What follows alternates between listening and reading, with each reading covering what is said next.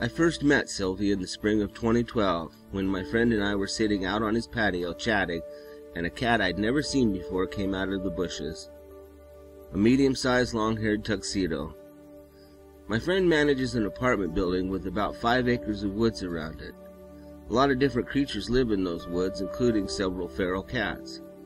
My friend puts out food for the cats and often tosses them hot dogs or chicken pieces, so whenever I visit I see various cats around whom all run away as soon as they see me. But this one didn't run away. She came out. Even though I'd never seen her before, my friend knew all about her. She was not part of the feral colony and had been abandoned by a previous tenant in the building almost 2 years prior. Since then, she lived in the woods, and a tenant on the other side of the building was feeding her and a little gray tabby that had buddied up with her. When that tenant moved, they decided to take the gray tabby with them and leave the tuxie behind. My friend tried to convince them to take both cats, but they wouldn't. So really, this poor little kitty had been abandoned twice, and the second time her little friend was taken away too. That is when this little kitty came to my friend's side of the building to find food, and when I first met Sylvie, though at the time she didn't have a name. Sometime during her time outside, she managed to get caught in a local trap, neuter, and release program and had been fixed and her ear had been clipped. Her other ear had signs of being in a fight. One time I was there and she came out, my friend gave me a handful of cat food to give her.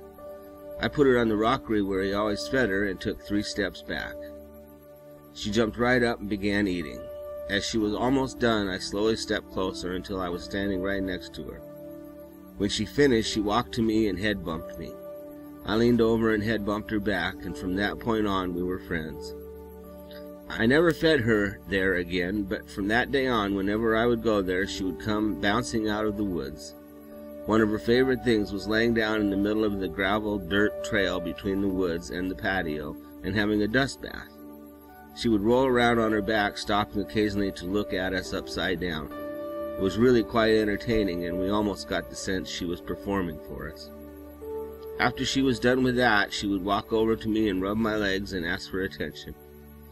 I started calling her Sweetie because she had such a sweet demeanor about her.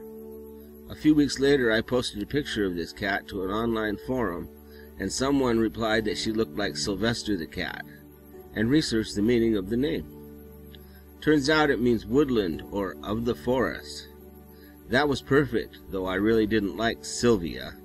But the diminutive form is Sylvie, so from then on her name was Sylvie, though half the time I still called her Sweetie. Eventually, without too much effort, I was able to pick her up and put her in my lap. As fall came and the weather turned colder, my friend suggested I take her home. His own cat didn't want anything to do with her and made it clear she was not welcome inside, so he couldn't take her in. She was such a great cat, I simply couldn't stand the thought of her going through another winter outdoors, so one evening I dug out my old pet carrier and went over there. She came right out when she heard me talking, but once I walked back from the car with the carrier in hand, she took off. We tried for a while to lure her back, but she wouldn't come near us. So finally we took the carrier inside and sat down to chat, leaving the sliding doors open. After some time, Sylvie showed up right outside, and I managed to scoop her up and stuff her in the carrier before she even knew what was going on. Oh boy, did she howl, and she howled all the way home. When I let her out inside my house, she ran around frantically, meowing and looking at me, and finally found a place to hide, which is what I expected. What I didn't expect was that 36 hours later she would come out of hiding in the middle of the day with 2 other people in the room and come over to me for attention.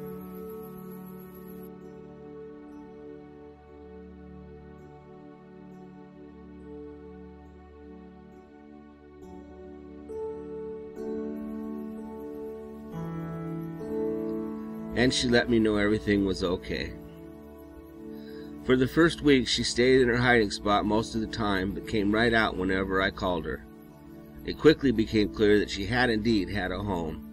She had perfect litter box manners and settled right into being a house cat.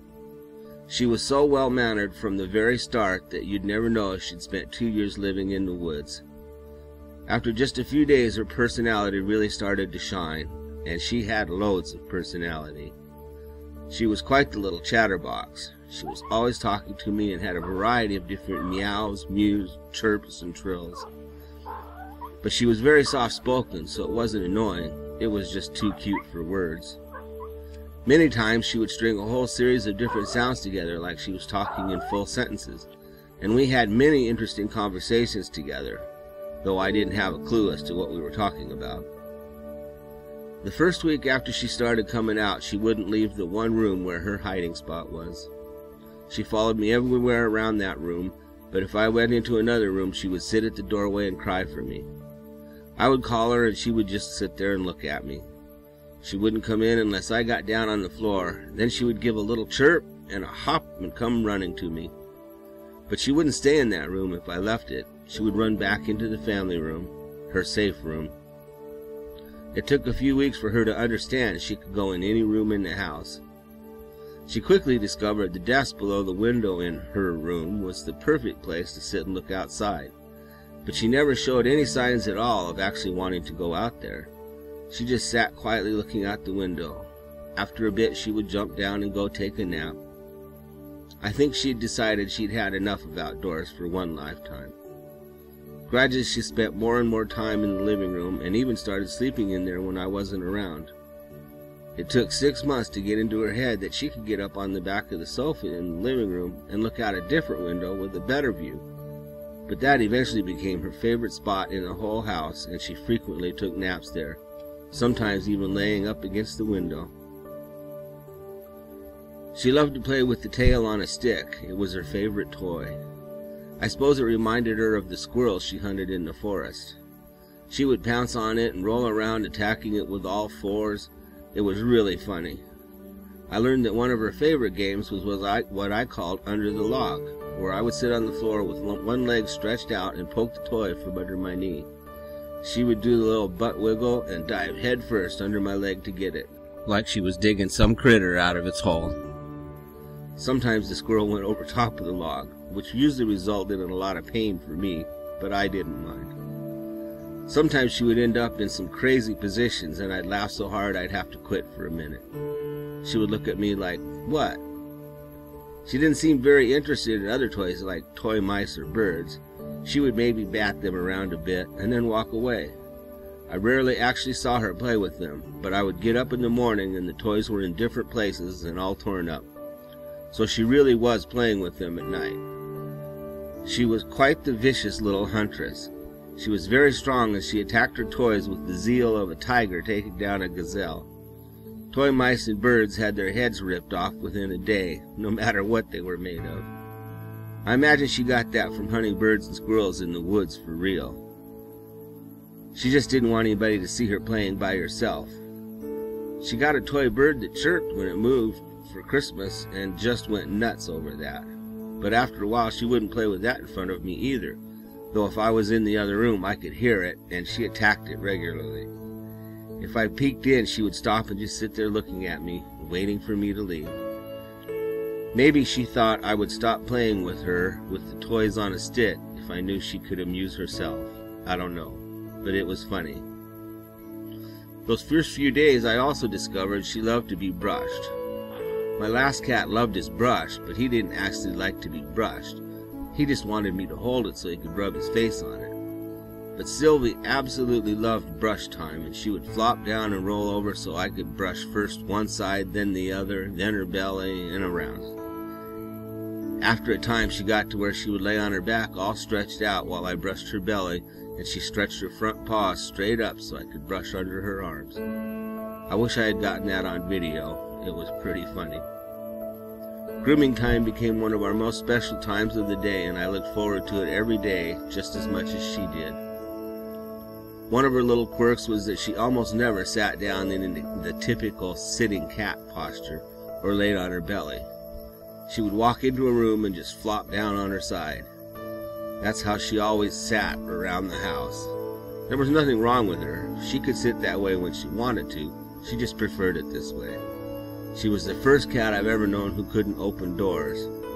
She would sometimes try to dig her way under doors, but she never figured out how to open them. If a door was ajar but not wide enough for her to fit through, she would just sit peering through the opening, crying for someone to open it for her. I tried to show her that she could just push it open or put a paw in there and pull it open, but she never did get the hang of it. If she wanted through a closed door, she would go sit in front of it, place her left paw on the door, and wait for it to open. It was precious. But she never tried to get through the doors to the outside. Even if the front door was wide open, she would look, but she never made any move to actually go out the door. She really wasn't interested in going out there, but she liked watching it through the window. I often wonder what was going on inside her little head as she sat in the window looking out. She wasn't really much of a people cat and didn't show much interest in anyone other than me. She really was a one-person cat. Sometimes she would let visitors pet her, but mostly she kept her distance. But she was such a little character that everyone who met her instantly fell in love with her. After about 4 months, she became terribly ill. The blood tests showed she tested positive for FIV, feline immunodeficiency virus, kitty AIDS.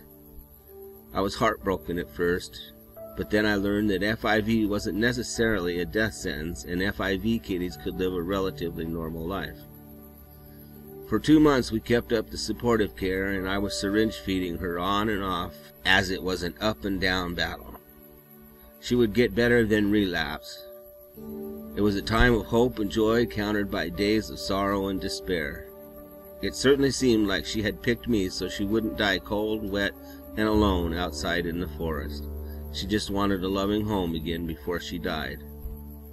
When she was the most critical, I spent the night holding her and talking to her, and I finally convinced her she didn't have to leave so soon, that she could get well and stick around a couple years to enjoy the good life for a while. She finally looked up at me with a look in her eyes that melted my heart and agreed. After that night, her recovery started going much better, and within days she was up and about. Soon she was eating like a horse and ready to play again. I had my happy little bundle of kitty joy back. I was so happy she decided to stay. Over the next 18 months, she provided so much love, joy, and happiness that I was truly blessed to have her around. Over those months, she never left my side, though after a while she spent a lot of time just kicking back and enjoying being a lazy house cat. But she still loved to play and be brushed. Every day she brought a smile to my face and made me laugh.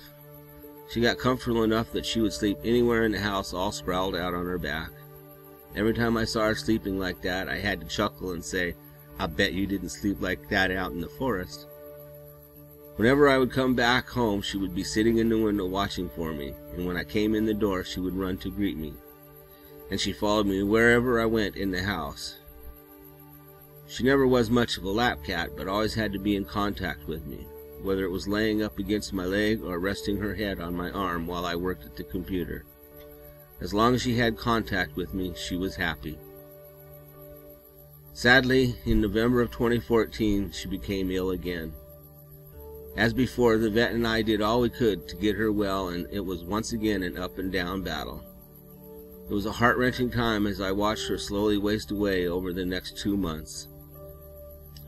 I tried hard to keep her going, but she just didn't have any more fight left in her. On the morning of Friday, January 9th, as I was feeding her her morning liquid diet, she told me to stop, that she was all done. I didn't want to accept that, but later that night, she asked me to let her go. It was clear she was miserable. So the next morning I bundled her up for one last ride to end her suffering. It was such a hard decision and not how I wanted it to happen, but she had suffered enough and it was time to let her go, to go play at the Rainbow Bridge. Though she was only with me a short time, her light shines as brightly in my heart as any. I will never forget my little sweetie kitty and the joy she brought into my life. We knew that with her having FIV, her time with me might be limited, so those last 2 years were a blessing. I asked her to stay with me for a couple of years, and she did, and I am forever grateful. I miss her terribly, and the house seems so empty without her. But now she is free, and I hope one day I will catch up with her at the Rainbow Bridge. Love you, sweetie.